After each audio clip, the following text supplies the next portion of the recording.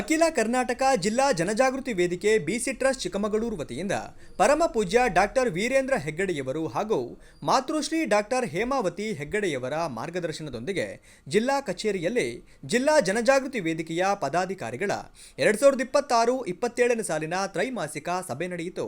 ಸಭೆಯಲ್ಲಿ ಈ ವರ್ಷದ ಕ್ರಿಯಾ ಯೋಜನೆಯ ಪ್ರಕಾರ ಜನಜಾಗೃತಿ ವೇದಿಕೆಯ ಕಾರ್ಯಕ್ರಮಗಳ ಅನುಷ್ಠಾನಗಳ ಬಗ್ಗೆ ಸುದೀರ್ಘವಾಗಿ ಚರ್ಚೆ ನಡೆಸಲಾಯಿತು ಹಾಗೂ ಹಿಂದಿನ ವರ್ಷಗಳ ಯೋಜನೆ ಅನುಷ್ಠಾನಗಳ ಬಗ್ಗೆ ಚರ್ಚಿಸಲಾಯಿತು.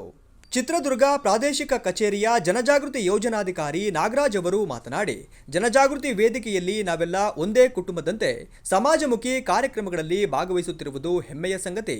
ಮದ್ಯಪಾನ ಮುಕ್ತ ಸಮಾಜ ನಿರ್ಮಾಣ, ಮಧ್ಯವರ್ಜನ ಶಿಬಿರಗಳ ಅನುಷ್ಠಾನ, ನವಜೀವನ ಸಮಿತಿಗಳ ಪುನಶ್ಚೇತನ ಹಾಗೂ ಗ್ರಾಮೀಣಾಭಿವೃದ್ಧಿಯ ಕ್ರಿಯಾ ಯೋಜನೆಗಳ ಕುರಿತು ಚರ್ಚಿಸಲು ಪ್ರತಿ 3 ತಿಂಗಳಿಗೊಮ್ಮೆ ನಡೆಯುವ ಸಭೆ ಇದಾಗಿದೆ ಎಂದರು. ಮುಖ್ಯವಾಗಿ ನಮ್ಮ ಕಳೆದ ವರ್ಷದ ಸಾಧನೆಯನ್ನು ನಾವು ಪರಿಗಣಿಸುವುದಾದರೆ ಬಹಳ ಅದ್ಭುತವಾದ ಸಾಧನೆಯನ್ನು ನಮ್ಮ ಚಿಕ್ಕಮಗಳೂರು ಜಿಲ್ಲೆಯಲ್ಲಿ ನಾವು ಮಾಡಿದ್ದೇವೆ. ಇದರಲ್ಲಿ ಯಾವುದೇ ರೀತಿಯಲ್ಲಿ ತೊಂದರೆಗಳಿಲ್ಲ. ನಮಗೆ ಕಳೆದ ಬಾರಿ 7 ಮಧ್ಯವರ್ಜನ ಶಿಬಿರಗಳನ್ನು ಕೇಂದ್ರ ಕಚೇರಿಯಿಂದ ನಮಗೆ ನೀಡಿದರು. ಅದರಲ್ಲಿ 6 ಮಧ್ಯವರ್ಜನ ಶಿಬಿರಗಳನ್ನು ಭಾಳಷ್ಟು ಯಶಸ್ವಿಯಾಗಿದೆ.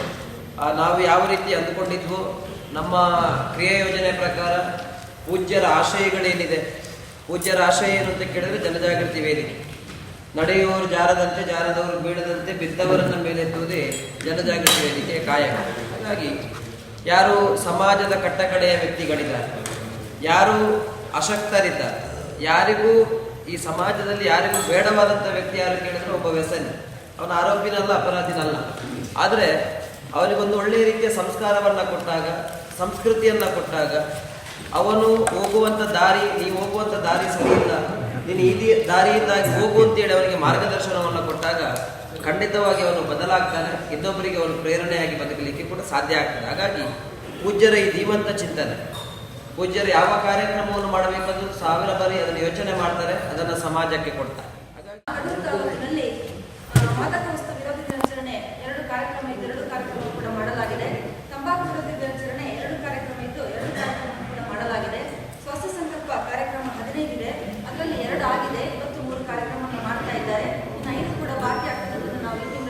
ಒಳಗಾಗಿ ಕಾರ್ಯಕ್ರಮವನ್ನು ಮಾಡಿ ಮುಗಿಸ್ತೇವೆ.